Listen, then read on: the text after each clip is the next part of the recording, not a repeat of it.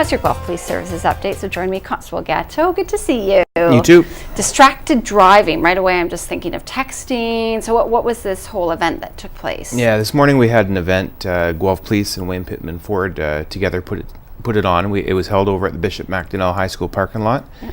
And it was put together mostly for media, is what it was. We wanted the media to come out and give us some publicity in regards to what distracted driving is and how it affects people when they drive.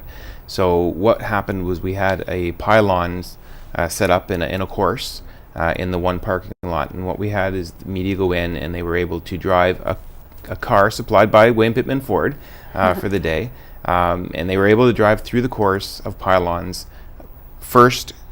Just normal. Okay. All right, so they're just driving, so there was no pylon struck. It was all good. Tried to get them to do a speed of maybe 20 kilometers per hour, so it was a half decent speed, something a little more realistic to what you'd be doing on the road.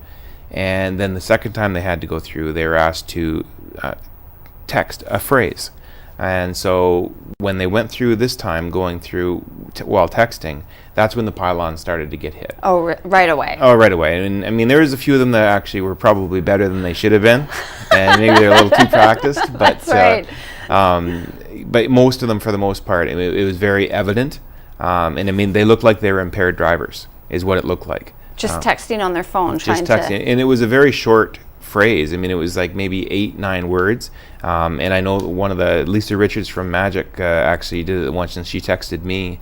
And I mean, you could kind of make out what she said in the text, but it was all jumbled. So outside of the fact that she was hitting pylons all over the place, and she even couldn't get the text right. So it's just not worth it. I mean, no one's benefiting. The ones that got through it well, hopefully they don't have a false sense of confidence exactly. coming out of there. I mean, even them though, I mean, their driving wasn't great. Right. They might have got, and it was only a couple of them out of most of them were hitting. There was a couple that got through okay, but you could still tell the driving was off. Oh. And once you throw in outside of that, I mean, that was just pylons. Now you're putting in other cars, pedestrians, bicycles, all those other distractions that come with driving on a daily basis.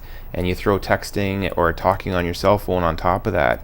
And I mean, you're just looking for a whole heap of trouble. Clearly. Yeah. So, I mean, the law for distracted driving came into effect back in October 26, 2009. So it's been around now for a pretty long time. And we're finding that I don't think it's getting better as far as people not using their phones. If anything, I think it's starting to get worse. Yeah. As a police service, since the law came into effect, in Guelph, we've issued almost 300 tickets. For distracted driving. How much is the ticket? It's $155. Now, it doesn't carry any points along with it, but it's $155. And I mean, so basically what we're looking for as a police out there trying to catch people doing this is, in most cases, it's using the cell phone. You're either texting on it or you're talking on it. But the way that the Highway Traffic Act explains the charge, you don't even actually have to physically be typing or talking. Even just holding it in your hand can fall under the rules of that law. So keep it out of your hands when you're driving. Why? Because just holding it could present a distraction any minute if it pings or rings or anything. Exactly. Okay. I mean, obviously the other things that come into it, DVD players, that the portable ones that people can use, if it's visible to the driver, that could be something that could get you in trouble. So hopefully it's into the back. Oh my gosh, I didn't even think people watching movies while they're driving. Some people will have them up towards the front. Oh, come on. The law even covers handheld entertainment units. So somebody playing a video game or something while they're driving.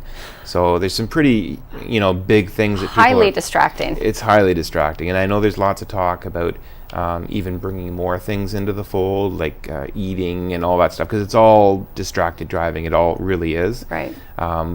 But I mean, right now the law states it's basically on electronic devices. Okay.